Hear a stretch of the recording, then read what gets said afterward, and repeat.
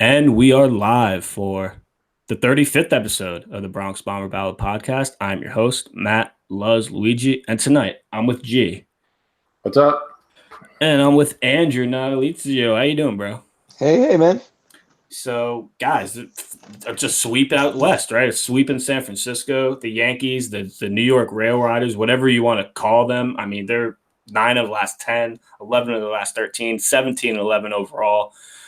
This team's just been playing great baseball, finding different guys each night, different heroes.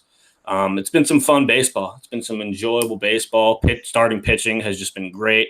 Not exactly dominant from Paxton and Herman this weekend, but still overall three starts you'll live with, no blow-up starts. The bullpen still having guys that are having some bad innings here and there, but overall it's coming together. Our main guys are starting to pitch like our main guys. And man, it's just been some fun baseball. So guys, how are we feeling about this team of misfits, as some have called them, this team of just replacements? How are we feeling about them being 17 and 11? I mean, at this point, I'm kind of done. Really, like you can't really question it, right? They keep losing guys. They're playing with, like basically the AAA lineup, and they just keep winning. So, I mean, starting pitching's been mostly pretty good. So, and they just get hits, right? They're not like blasting home runs, but they're just getting hits when they need to. Well, some of them are blasting home runs, to be fair. We'll get into that, but yeah, there's no way anyone could have predicted that this team would be playing like this when you lose as many starters in a row that we went through in the first few weeks of the year.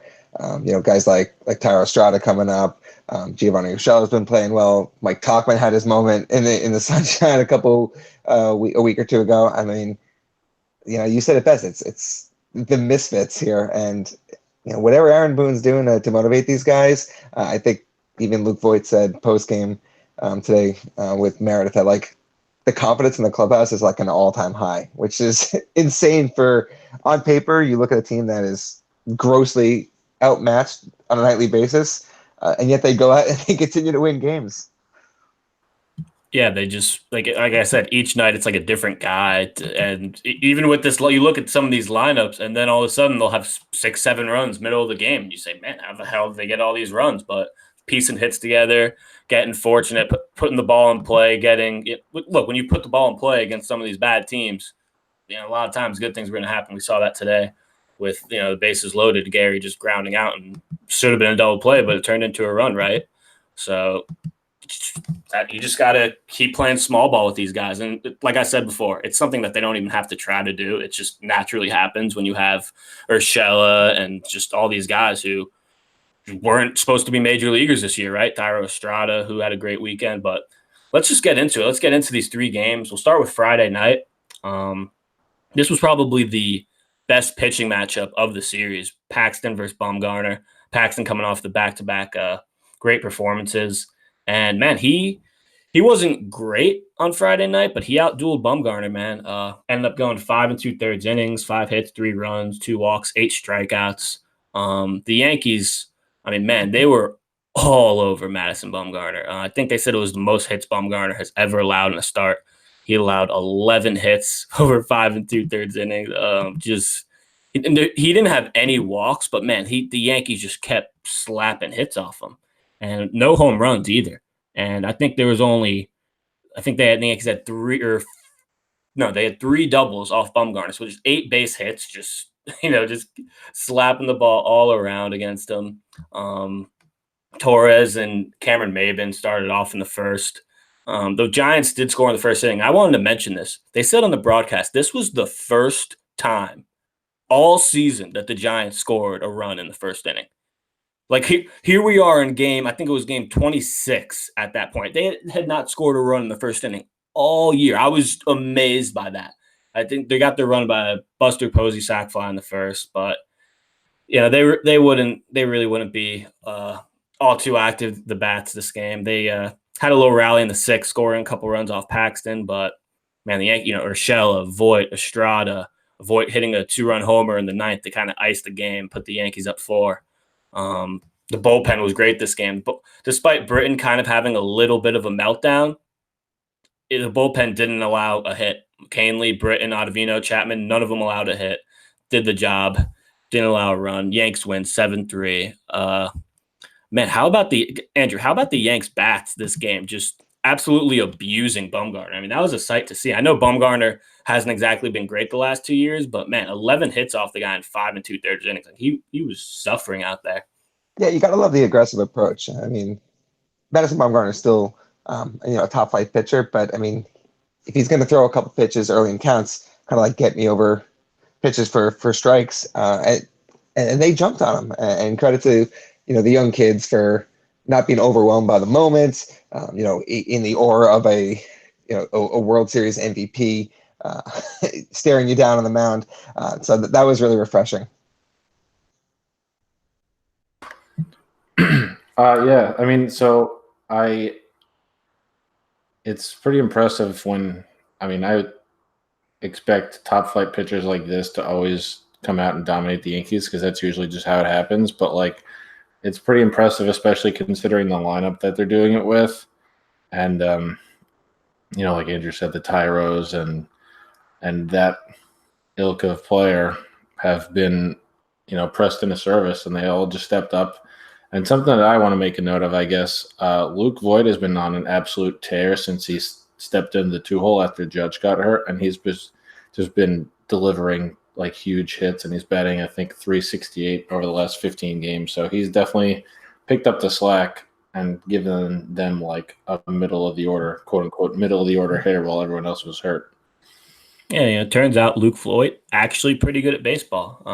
Not the best defensive first baseman, of course. Didn't have the best weekend in the field, but I mean, the guy is just. We'll mention him more later, but 39 straight games on base. Man, he's been awesome so far. But yeah, also wanted to mention Friday night's game. DJ had 3 hits. DJ LeMahieu. All this guy does is hit. All this guy does is get on base, start things off for these Yanks. We'll have more on him later. Obviously, I hope he's okay after leaving Sunday's game. But yeah, let's move on to Saturday's game. Saturday we had Jay Happ on the hill versus Derek Holland, and man, the Yankees once again early on had things going. DJ RBI single to start them off, and Luke Voigt gets up, bases loaded, gets hit.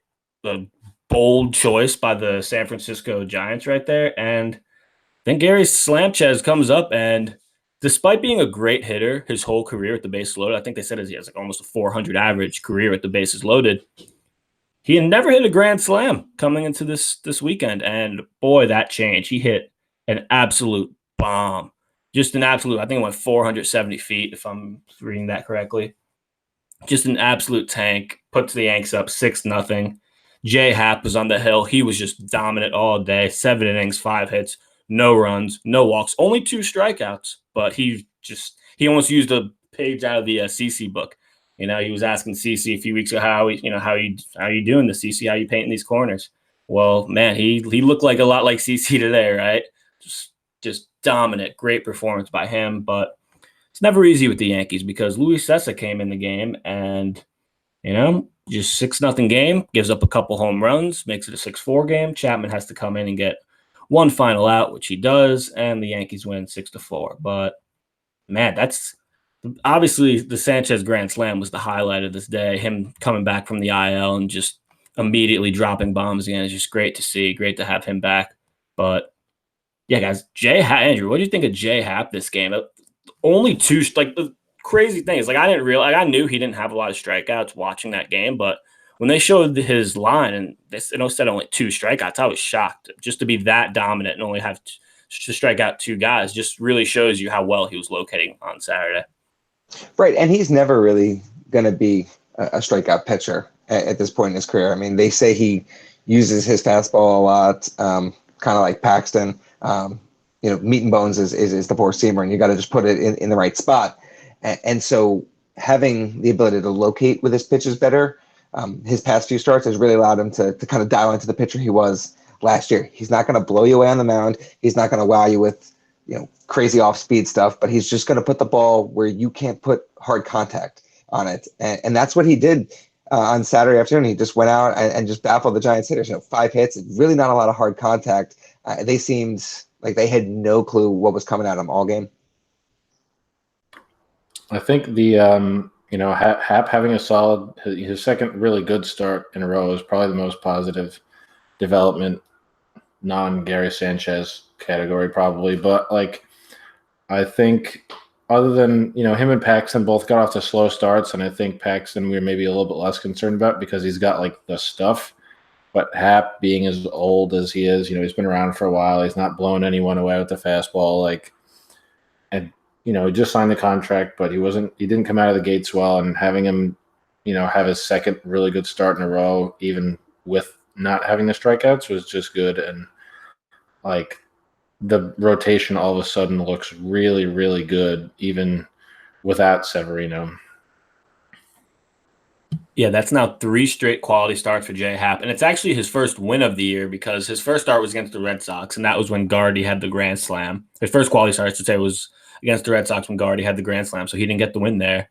His second quality start was the marathon against the Angels, so he didn't get the win there. So this was his first win of the season, and well-deserved.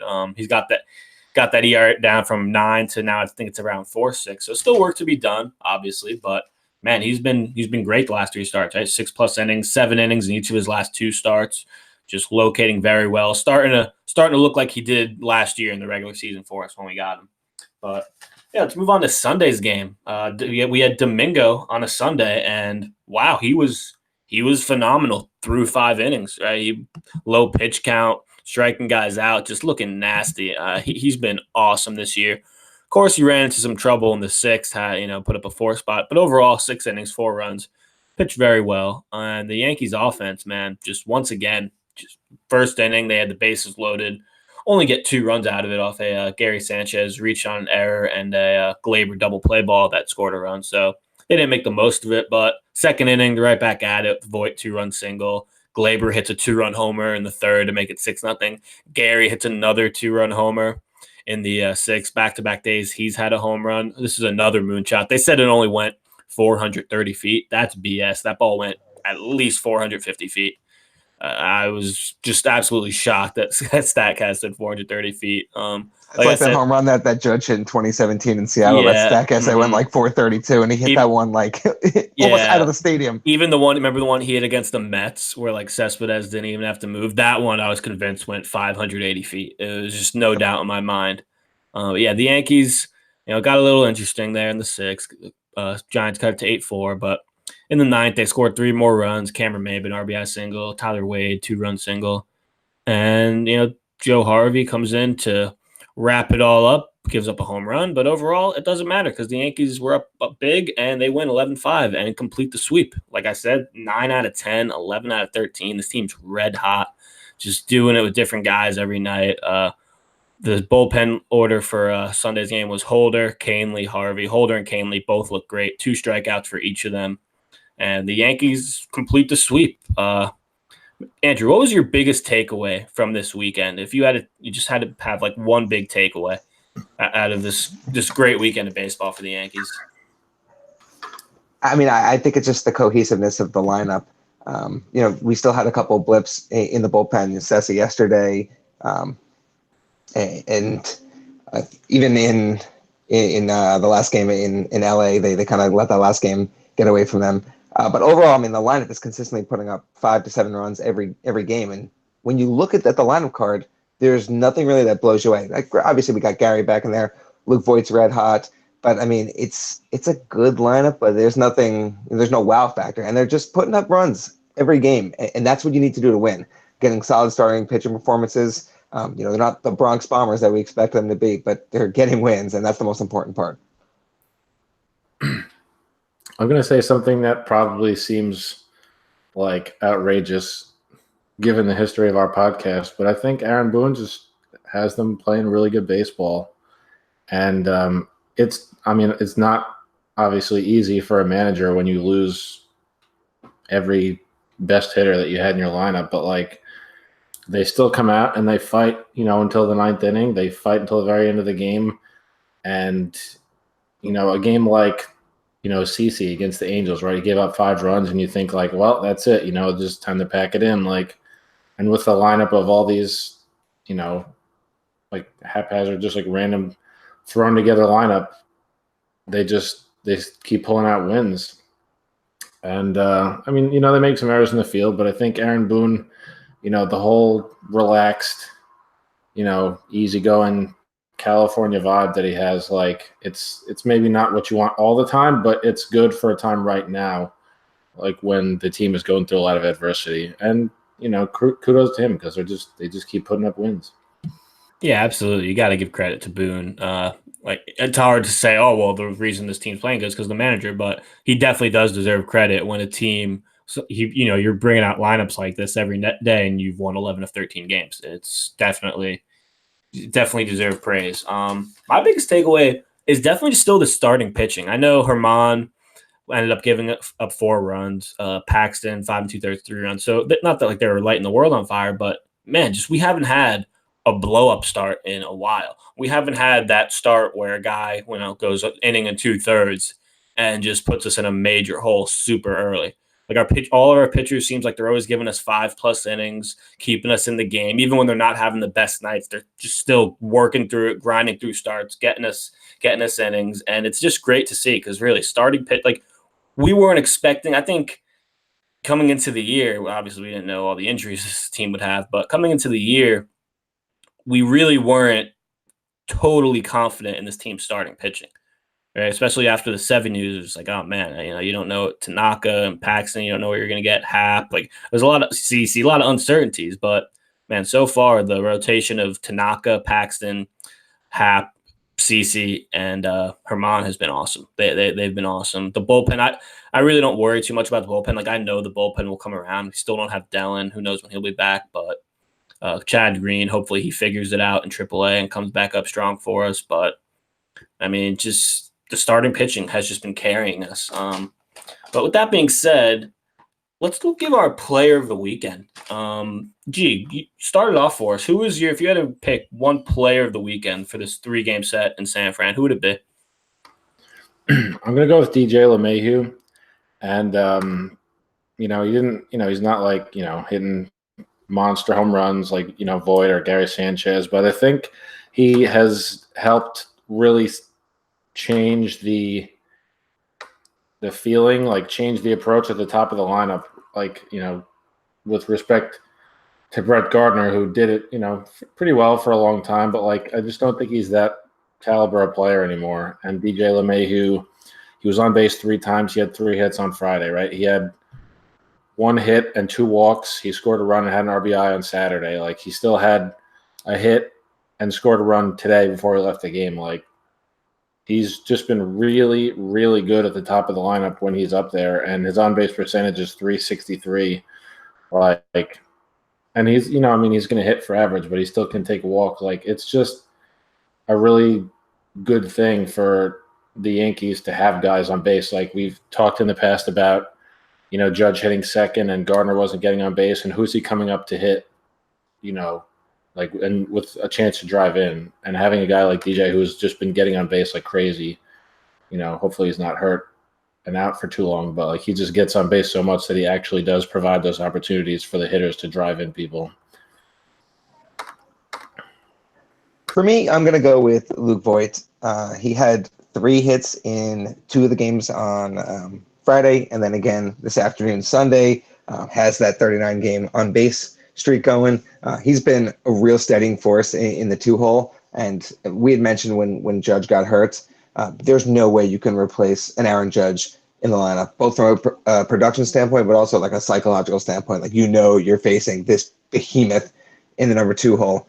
But Luke Voit has slotted in and done a damn near close impression of what Judge provided to us. I mean, he's been really good, Matt. I think you mentioned he's been hitting like 360, 370 since he moved up to the 2-hole.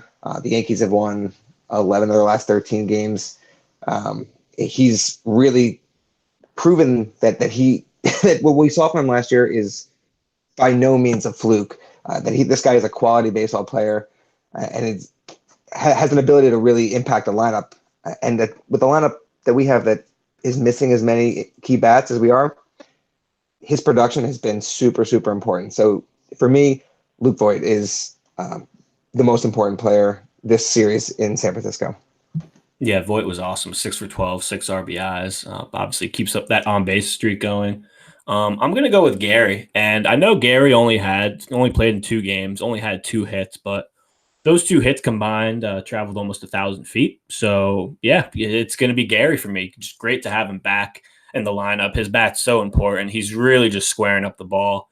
If you look at his, if you go deep inside his numbers, his numbers should be a lot better. Kind of same thing we heard last year, but it applies again this year so far.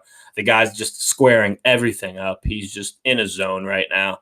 I'm really excited to see if he goes on another one of those Gary tears that we've seen him go on before, because man, the guy's just in a zone right now, and I think he's been playing very well behind the plate too. I think he's allowed 1 pass ball. I think it's not a lot. I think Roman's allowed more. To be honest, Roman's been really shaky behind the plate this year, but Gary, he's been playing really well. Like I said, it's great to have him back. He's my player of the weekend. But I also wanted to give a shout out to Tyro Estrada. I mean, Estrada 4 for 10 this weekend. Played left field for the first time in his life. They were literally saying he's never played left field before. So him just going out there Friday and Saturday and not being, not being noticeable, right? When you stick an infielder out in left field or out in the outfield, you just want them to not, just don't be bad, right? Don't be awful. Just be serviceable. That's all you could ask. And he was. Stole his first career base this weekend. I mean, just another guy, classic example of, look at this guy, wasn't supposed to be in the bigs this year. And here he is just getting hits at 4 hits this weekend, just playing some good infield, good outfield. Great guy to have. Stolen base. Man, Tyro Estrada, I can't get over. If you would have told me before the season, yeah, Tyro Estrada is gonna be contributing for the Yankees in late April, I think you're crazy. I wouldn't believe you, but here we are. Well, let's get into some injury news and notes, because goddamn, is there, like, every week I feel like last year when we did the shows, that there'd be certain weeks where, like, okay, let's put in an injury update, but this week it's just like a recurring thing. Every show we have to have an injury update because there's just a new injury every time.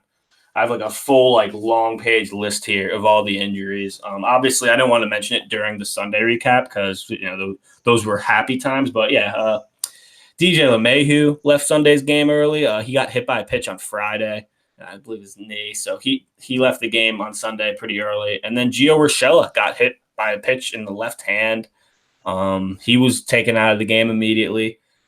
And positive note, both their x-rays after the game came back negative, so that's good. But I think they're both going for MRIs tomorrow, so we'll really see how serious both these injuries are, if they are even injuries. But yeah, don't expect to see either of those guys in Arizona because we're off Monday, Tuesday, and Wednesday. It's Arizona, so I wouldn't expect to see either of those guys. Let's just hope it's not another IL stint for both those guys.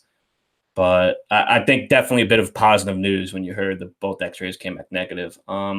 More injury news and notes. Miguel Andujar this weekend was raking in extended spring training. Went 2 for 3 on Friday with a 2-run homer and 3 for 3 on Saturday. I think he played 5 innings of third base in each of those games. And Boone is cautiously optimistic that we may have him back next weekend. Don't get your hopes up about that, because I feel like the Yankees just always tell us those things, and then a guy's not back for months. But hey, man, Andujar is looking good in extended spring training. If we could get him back soon, get that bat back in the lineup, and maybe his glove if Urshela's out, right? We might need him to play third base. But yeah, Miguel Andujar, a guy that I was convinced was going to be out for the year, he may be back next weekend for first week of May. What do you know? Jacoby Ellsbury still nowhere close. So just that's all we'll say about that. Aaron Hicks started hitting and facing live pitching this weekend, doing defensive drills. He hopes to be in game action later this week. So hopefully we could have him back in 2-3 weeks. Clint Frazier was playing catch today, running on a treadmill. Aaron Boone's still optimistic we could get him back within a couple weeks. Man, am I missing anything? Is there any other guys that are injured? Obviously, no significant update on Judge for another week. Stanton's shoulder is just nursing that. Stanton probably another few weeks away. Who would have thought that Andujar might be the first main guy that we got back, right? Out of Stanton and Hicks and Oh, you forgot Tulo too. He exists. Tulo. I just asked if I'm forgetting anyone. There's so many injuries, I can't keep track of all of them. Tulo. They hope to have him in live games later this week, along with Hicks. So he looks like he's on kind of the same path as Hicks. But yeah, I mean, I think before we know it, most of these guys are going to be back, and hopefully they stay healthy once they're back. Right? It's no guarantee there, but yeah, just man, it took me a while to write all these freaking injuries down, man. But I still really no major update on Betances. Obviously, he had a setback a week or so ago. Yeah, just hope to have the New York Yankees back. Like I said last pod, I've been enjoying watching the New York Rail Riders, but I'm ready to watch the Yankees again. I'm ready to watch Judge and Gary, and not Gary, obviously, Judge and Hicks and Stanton and then Andujar. I miss those guys. So on to a new segment we're going to start doing called the Bullpen Trust List. We're going to every 2 weeks, probably every other Sunday show, we're going to rank our top 5 guys that we trust in the bullpen. I feel like this list might change up quite a bit, especially guys being hurt, guys deciding to implode at different times in the season. So, yeah, we're going to debut we all have our top 5. Start us off. What's your top 5 bullpen trust list right now? Okay, my top 5 from, I guess, starting at number 1, like the best, it would be Chapman, and then I'll go Canely, Britton, Ottavino, and Jonathan Holder. And I put Chapman up there at the top just because, he's still pretty consistent. The velocity hasn't been there, but he's been, he does this Chapman thing, right? When it's a safe situation, like most closers do this. When it's a safe situation, he's good, and when it's a non-safe situation, he's all spotty. But he's pretty consistently, showing what he's been. So I'm not all that worried about him. And shout out to Tommy Canely because, the velocity is back up this year, and the changeup is looking really good. My list is almost identical to yours. I have Britton and Ottavino flip-flopped. I'm going to put Ottavino at 3, Britton at 4. Britton has been a little inconsistent, not quite the dominant force we've expected. So he's a little bit lower for me. But agreed, Chapman, he's not, dominant lights out, but his velocity is there. He's only has the one blown save in LA. Everything else has looked pretty good. Canely has been a breath of fresh air after all the struggles he went through last year. His velocity is back. His off-speed stuff looks nasty. His ERA is under 2 right now. I mean, the guy is locked in, and that's everything we need with the struggles for Holder and the injury to Betances and Chad Green, completely a non-factor. And Adam Ottavino, I know we talked about it last week. He had a pretty poor performance in that blow-up game against Kansas City, but he really, really bailed out Zach Britton on Friday night. A couple really nasty sliders to get Buster Posey down. I think strike 3 was, he didn't even swing the bat. So Chapman, Canely, Ottavino, Britton, and Jonathan Holder for me as well at number 5. And so you guys both have Chapman 1. That's a little interesting. I trust Chappie too, but my list, I have Ottavino 1, Canely 2, Chapman 3, Britton 4, and Holder 5. Ottavino, I know he had that his ERA is still 2.51, but obviously, like most of those runs he gave up in that blow up appearance against Kansas City really inflates that. He's been awesome this year. 19 strikeouts and 15 and a third innings for him. I put Canely at 2 because, man, by the numbers, he's probably been our best reliever. And it's still tough to put him, just number 1 in the trust list because he just wasn't good last year. He was in the minors for most of last year. It was just a very bad year for him. But you really do forget how great he was for us in 2017, how much we utilized him in the ALCS that year. He's been awesome this year. Like we said, that changeup is just nasty. He's only thrown 10 and 2/3 innings this year, but 15 strikeouts, only 5 walks, the 1.69 ERA. He's been awesome. Chapman 3 because I still think he's had a very good start to the year, but with the velocity, the velocity is good, but it's still just not great. So I'll still put him at 3, like slightly behind Canely, because Canely just hasn't really had a blow up appearance yet, and I just still always fear with Chapman he's just going to come out of the bullpen and just not be able to throw a strike for the life of him. So that's why I have Chapman 3, Britton 4. Obviously, he's way too many walks for Britton. I expect all of our relievers to have a good amount of walks. Like even Ottavino, I think, has 11 walks and 15 in the third innings. But yeah, man, this weekend, Britton almost had a very bad outing. Just walking guys. It's not like he comes out looking great and then he just can't throw a strike. Walks 3 straight guys. He's definitely got to tighten that up. But he's still been very good overall. Chapman, by the way, Chapman's ERA is 2.38, Britton's 2.45, and then number 5. I think we all had Holder for 5.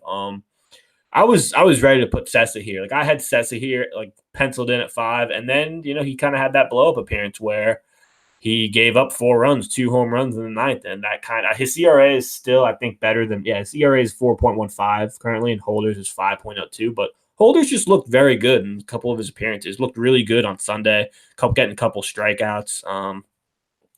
I feel like we've used, like, just to get this, Holder's pitched 14 and a third innings this year, while Britton, Chapman, and Canely all have like 11. So Holder's been pitching a lot more this year than I think we expected him to. But so that might be a little unfair for him. But yeah, he's really coming around lately. And overall, when you look at those top 4 guys, the ERAs of 2.5, 1.7, 2.3, and 2.45, like those are all pretty good ERAs. For as much criticism we've given the Yankees bullpen, rightfully so, they're still holding it together overall. Their numbers still aren't like they all don't have Chad Green numbers, right? Chad Green is, you just go on Baseball Reference, look at that guy's numbers this year. You want to cry. I mean, he was actually that bad. But yeah, you guys think, go on, G? Like everyone's had their moments, like, the Brittons and the Ottavinos, like they've all had bad moments, but like not to, kick them all these down. Like Chad Green being as bad as he was really did put them in a lot of bad positions. Like, absolutely. And the fact that the bullpen has had this, I guess, quote unquote, rough,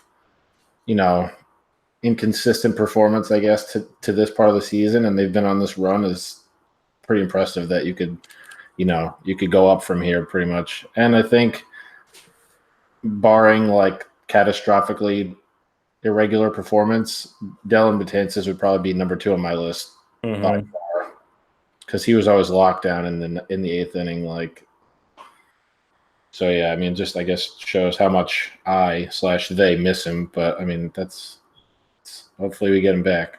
Mm-hmm. Yeah, no, that's why we're gonna do this every 2 weeks, and I think it'll be interesting because guys like Betances are hurt. A guy like Chad Green, who if we had to do this list at the beginning of the year before any game started, I'd probably have Chad Green in my top 3, right? I mean, obviously Ottavino hadn't pitched a game for the Yankees at that point, but man, Chad Green, I was like, I know Andrew was kind of honking the Chad Green, his overrated horn for quite some time now, but I still had confidence in Chad Green. I didn't think he was as great as some people thought he was, but I still thought he was a very good reliever. And man, it's hard for me to remember the last time I saw a relief pitcher for the Yankees look that bad, because usually with relief pitchers, it's just not throwing strikes. It's not locating the zone. It's your off-speed pitches just, you can't throw it for a strike. It just bounces every time. But man, Chad Green was just throwing ducks over the middle and just getting bombed. Like, it was as simple as that. It really wasn't much to it, right?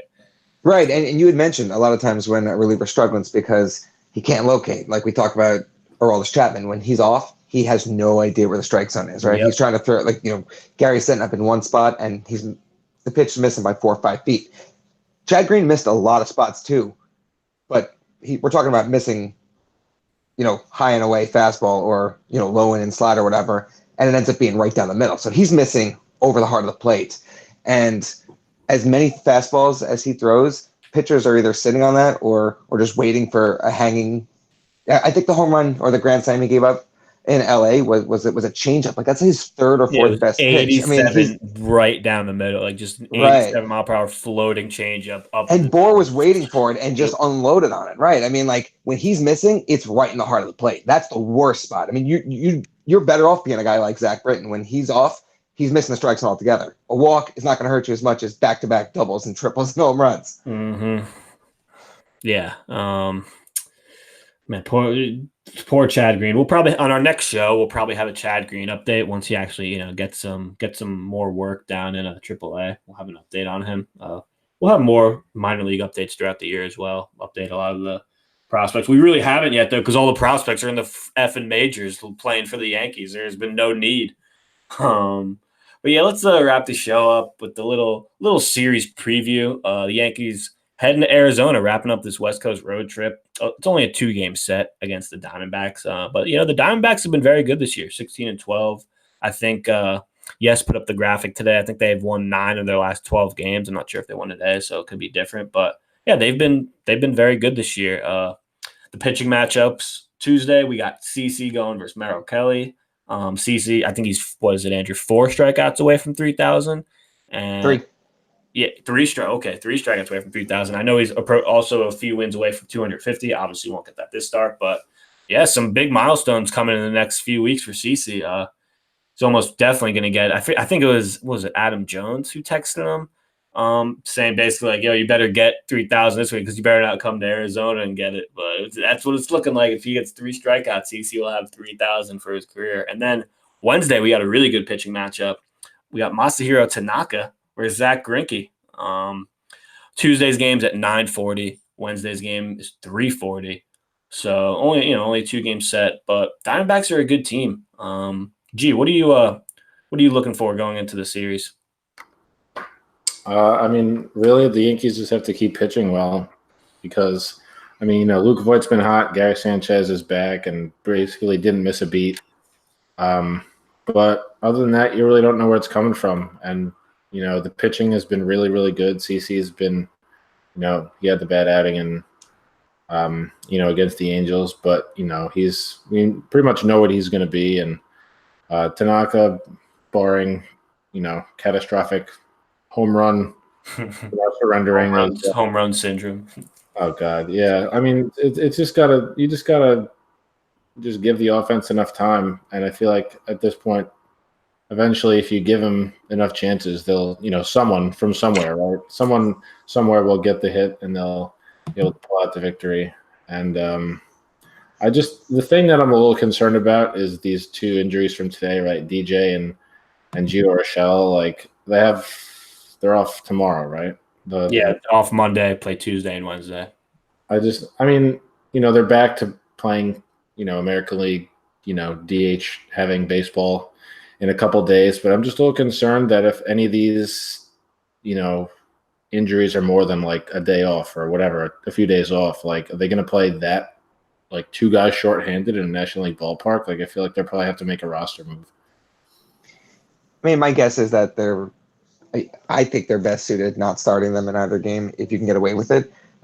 If, let's say, one of the 2 of them is available to play in an emergency situation, you have them pinch hit, pinch run, be a late in defensive or double switch substitution. For me, what I'm actually most concerned about or looking forward to in this series is going to be, aside from CC getting 3,000 strikeouts, because that'll be a historic moment, but Tanaka, the last time he had to run the bases, really messed himself up at Citi Field last year. So that he's going to have to bat on Wednesday afternoon, but also he's looking to bounce back from his last start in LA. He had a 4-0 lead and coughed it up. So against a pitcher like Zach Greinke, you can't do that. Zach Greinke doesn't really walk anyone, so the young bats are going to have to continue to be aggressive, work counts, and put the ball in play. And I think you can win games, thinking and dunking, but that it's going to have to be that kind of game again. Yeah, the Diamondbacks, Greinke, we were saying before the show, he has a 3.7 ERA this year, but his whip is .99, which is really good. Doesn't really walk anybody. Tanaka's ERA after that bad start still 3.6, so he's still having a solid start to the year. It's gonna be his last start of April. The Diamondbacks, they got Christian Walker and David Peralta right now for them, have been raking. I think is it Walker who has 7 home runs? Yeah, Walker has 7 home runs. Peralta, obviously, he had a great year last year, continuing it this first month of the season. But yeah, the Yankees, the New York Rail Riders, whatever you want to call them, They have the second best run differential in baseball. They're 17-11. They're living life. They're in the West Coast, just winning all these games. 6-1 to start off the West Coast road trip. I mean, just phenomenal by that. Or yeah, 6-1. I was thinking they had 2 4-game series.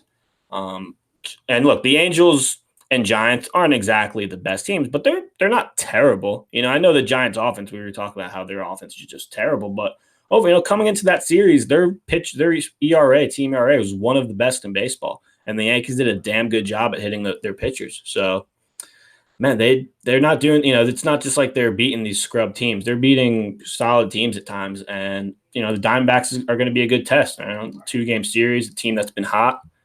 But that's all we got tonight. The Yankees playing great baseball.